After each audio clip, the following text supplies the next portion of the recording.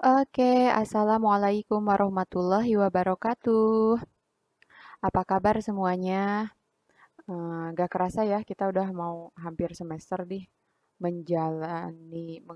hampir satu semester menjalani kuliah online ya, karena keadaan pandemi ini. Semoga kalian semua tetap semangat menjalani kuliah online ini, karena berdasarkan aturan terbaru dari Dikti udah ngeluarin aturan nih bahwa kuliah online untuk mata kuliah teori ya, ini akan berlangsung sampai satu semester ke depan juga. Jadi tolong disiapkan ya baik secara mental, kalian juga apa?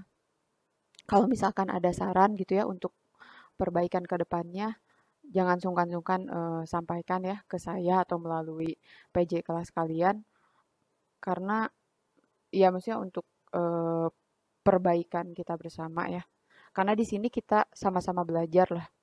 Kita semua kaget sebenarnya kan dengan keadaan pandemi ini, tiba-tiba perkuliahan yang asalnya tatap muka harus berubah jadi online gitu ya. Ya di sini juga saya sama-sama belajar gitu, sama-sama beradaptasi, beradaptasi bagaimana biar kita tetap bisa belajar optimal meskipun situasinya itu kurang mendukung. Nah, tapi kita diuntungkan juga ya dengan adanya teknologi, jadi kita masih bisa lah belajar meskipun di rumah ya. Semoga semoga pandemi ini segera berakhir ya, jadi kita bisa beraktivitas lagi secara normal. Oke, dalam kesempatan ini saya akan membahas mengenai identifikasi dan uji kemurnian isolat bahan alam. Nah, di materi fitokimia ini seperti yang sering saya jelaskan, bahwa kita akan belajar bagaimana cara mendapatkan suatu senyawa bahan alam secara murni atau isolat dari senyawa bahan alam. Nah, tahapannya kan kita sudah belajar. Untuk mendapatkan isolat senyawa bahan alam itu ada proses namanya ekstraksi, terus fraksinasi, dan yang terakhir isolasi atau pemurnian. Nah, diharapkan kan setelah rangkaian proses tersebut kita mendapatkan suatu senyawa yang murni. Nah, bagaimana kita tahu senyawa itu murni? Nah, untuk mengetahui senyawa itu murni atau tidak, kita harus melakukan uji kemurnian. Benar nggak sih senyawanya itu murni? Nah, kita juga harus melakukan identifikasi. Ya, misalkan kita mau isolasi senyawa alkaloid. Pas di proses akhir atau isolat yang kita dapat, benar nggak itu alkaloid? Berarti kita harus identifikasi dong, ya. Sama dengan senyawa lainnya, misalkan kita mau isolasi kafein. Di akhir proses atau setelah melalui proses ekstraksi, fraksinasi, isolasi, kita harus melakukan uji kemurnian, juga mengidentifikasi benar nggak sih yang kita dapatkan itu kristalnya itu kafein gitu. Jadi, nah di kuliah ini kita akan membahas secara singkat ya mengenai identifikasi dan uji kemurnian isolat bahan alam.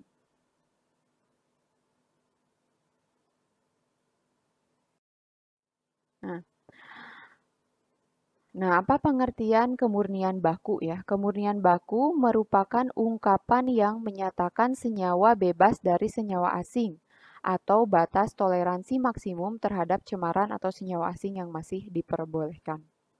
Nah, suatu senyawa dikatakan murni bila senyawa tersebut bebas dari senyawa asing atau mengandung senyawa asing dalam batas yang diperbolehkan. Jadi sih secara simpelnya senyawa murni itu hanya terdiri dari satu senyawa saja, gak ada pengotor. Atau mungkin kalau misalkan boleh ada pengotor tapi hanya persentase kecil, kecil saja ya. Misalkan kalau di farmakope ada kan syarat kemurnian suatu senyawa, misalkan kandungan senyawa aktifnya dalam rentang 98 sampai 102% misal gitu ya. Berarti kalau 98% itu minimalnya berarti hanya diperbolehkan ada pengotor itu sebanyak 2% gitu ya. Karena sebenarnya untuk menghasilkan apa ya senyawa yang murni-murni banget itu susah ya biasanya. Jadi tergantung kesulitan memurnikan senyawanya. Jadi biasanya tiap senyawa itu memiliki syarat kemurnian yang berbeda. Tapi secara simpelnya, kalau kalian ditanya senyawa murni itu apa sih? Ya terdiri dari satu senyawa saja tanpa ada pengotor yang lain. Kalau diibaratkan ya, kalau diibaratin apa ya?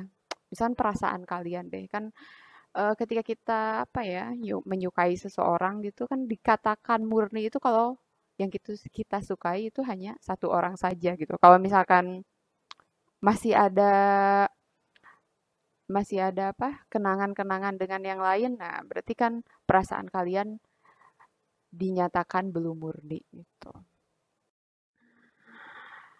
Nah, terus apa aja sih tanda kemurnian ya dalam suatu senyawa aktif? Yang pertama kadar senyawa utamanya 100% ya. Kita usahakan 100%. Kemudian mempunyai tetapan fisika, jadi ciri fisiknya. Ciri fisiknya itu seperti suhu lebur, suhu didih, indeks bias, rotasi jenis yang unik. Jadi sesuai dengan pustaka. Nah, contohnya apa? Misalkan kayak gini. Jadi senyawa itu biasanya memiliki sifat fisik yang khas. Contohnya adalah hmm, kafein ya, misal kafein. Kafein ini dia suhu leburnya ada di rentang kalau nggak salah 122 sampai 124. Berarti ketika kita ngecek suhu leburnya, dia harus ada di rentang itu, 122 sampai 124.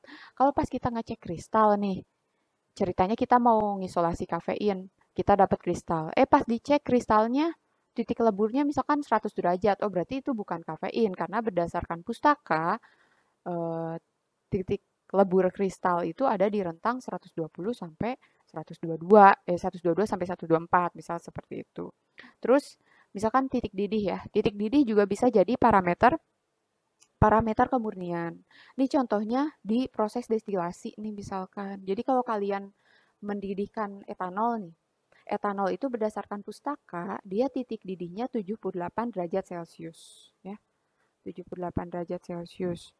Nah, kalau misalkan kita apa eh mendidihkan etanol berarti dia harus mendidihnya di suhu 78 derajat Celcius. Kalau misalkan ada pengotor lain, pelarut lain yang kecampur misalkan di etanol, tiba-tiba dia mendidih di 60 derajat Celcius misalkan itu. Oh, berarti si etanolnya ini nggak murni, dia masih tercampur dengan pelarut yang lain. Begitu juga parameter fisik lainnya ya, indeks bias dan rotasi jenis. Nah, tanda kemurnian dan derajat kemurnian ini sangat sulit dicapai karena proses pemurnian dan pemisahan itu belum tentu tuntas sempurna menghilangkan semua cemaran atau senyawa asing. Karena misalkan kalau kita pakai kromatografi gitu ya metode untuk pemisahannya, senyawa yang kepolarannya mirip itu akan susah untuk dipisahkan. Ya. Atau misalkan kita pakai kromatografi yang berdasarkan ukuran partikel suatu senyawa atau bobot molekul misalkan. Kita misahin senyawa. Tapi untuk senyawa yang bobot molekulnya mirip juga akan sulit untuk kita pisahkan kayak gitu. Jadi biasanya sih proses isolasi atau pemurnian itu nggak cukup dalam satu kali step. Biasanya kita kita lakukan pengulangan untuk benar-benar mendapatkan senyawa yang murni atau pure.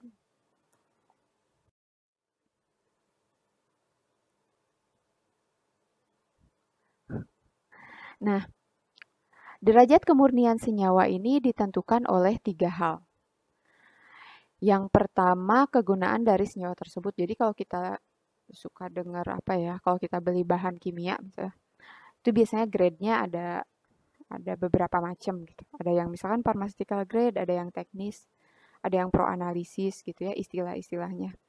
Jadi biasanya kalau yang pro analisis ya kalau untuk pelarut itu kemurniannya tinggi gitu. Kalau teknis dia kemurniannya lebih rendah. Terus ada yang misalkan pharmaceutical grade gitu ya untuk bahan aktif atau zat aktif itu berarti kemurnian senyawanya tinggi gitu ya.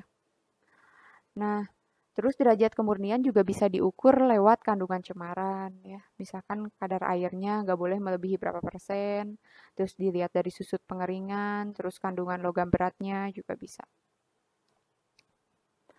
Nah, dan yang terakhir kandungan bahan aktif atau utama. Jadi kalau ini lihat di monografi ya. Kalau di Indonesia kita lihat farmakope, misal kita mau ngecek senyawa aktif apa ya, teofilin misalkan yang ada di coklat ya. Kita dapat isolatnya, terus kita mau ngecek kemurnian si teofilin. Nah, kita harus memenuhi ketentuan kadar zat aktif yang ada di farmakope. Teofilin itu rentangnya berapa persen sampai berapa persen sih? Misalkan nih ini, misalkan 98 sampai 101%. Oh, berarti kita harus bisa mengisolasi atau memurnikan senyawa tersebut minimal dengan kandungan zat utamanya 98%. Atau pengotornya itu nggak boleh lebih dari 2% gitu. Nah,